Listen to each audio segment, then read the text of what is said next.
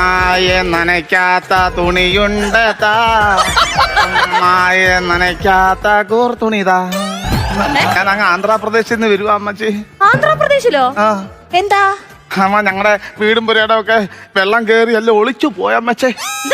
ഒളിച്ചു പോയി, വീടെല്ലാം ഒളിച്ചു പോയി. ഈ ആന്ധ്രാപ്രദേശിൽ നിന്ന് വരുന്നവരെ ഈ ലൂവും കൂവും മായും കൂയും ഒക്കെ ചേർത്തിട്ടല്ലേ പറയുന്നത്? കേരളത്തിൽ വന്നപ്പോ ഞാൻ ലൂ എടുത്ത് കളഞ്ഞു.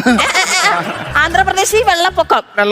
ഞാൻ ടിവിയിൽ കണ്ടല്ലോ, ആന്ധ്രാപ്രദേശിൽ അങ്ങനെ വെള്ളമില്ല. ടിവിക്കകത്ത് വെള്ളം ഒഴിച്ച് കാണിക്കാൻ പറ്റുമോ അമ്മച്ചി? അതല്ല, ഈ ആന്ധ്രാപ്രദേശ് എന്ന് പറയുന്ന സ്ഥലത്ത് അങ്ങനെ അധികം വെള്ളം ഇല്ലാന്നാ അറിഞ്ഞിട്ടുള്ളത്. ഈ തള്ള പൊക്കു വന്നല്ലോ. അവിടെ ഞങ്ങളുടെ അവിടെ പിന്നെ വലിയൊരു പാറമട ഉണ്ടായിരുന്നു. അത് പൊട്ടി തെറിച്ച വീടിന്റെ പുറത്ത് വീണല്ലോ. അവിടെ പാറയില്ല, അവിടെ പാറയില്ല. ഇവരെന്താ അവിടെ മീറ്റിലടിക്കാൻ അങ്ങോട്ട് വന്നായിരുന്നു, അവിടെ പാറയില്ലെന്ന് പറഞ്ഞാൽ. നീ പിച്ചക്കാരനാന്ന് പറഞ്ഞിട്ട് നീ ഭയങ്കര ഭാഷനല്ല, എന്റെ അവസ്ഥ ഏത് വിശന്നിട്ട് ഞാൻ കടിച്ചു പറിച്ചു തിന്നാ അമ്മച്ചി. എന്റെ പേരോ? എന്റെ പേര് രാമരാജ റാവു. എന്റെ പേര് രാജരാജ ചോള റാവു. വ്യക്തമായിട്ട് പറ. രാവരാജ റാവു. ഒന്നുകൂടെ പറഞ്ഞേ. രാജ ചാളു. ഓഹ് റാവു. ഇവരിപ്പോ ഞാൻ പറഞ്ഞു ചാവുമല്ലോ ഇവിടെ. പേരാവട്ടെ, എനിക്കത് അങ്ങോട്ട് കിട്ടിയില്ല. അല്ല, നിനക്ക് ആരുമില്ലേ? നിനക്ക് ആരുമില്ല അമ്മച്ചി, ആരുമില്ല. കാവേരി നദിയുടെ തീരത്തായിരുന്നു എന്റെ വീട്. കാവേരിയുടെ നദിയുടെ തീരത്തോ? അവിടെ കാര്യം വീട് നോക്കിയത് എന്തോരം പാടാണ് അത്. അച്ഛന്റെ ആഗ്രഹമായിരുന്നു ഇടയ്ക്കിടയ്ക്ക് കുളിച്ചും കാണാൻ.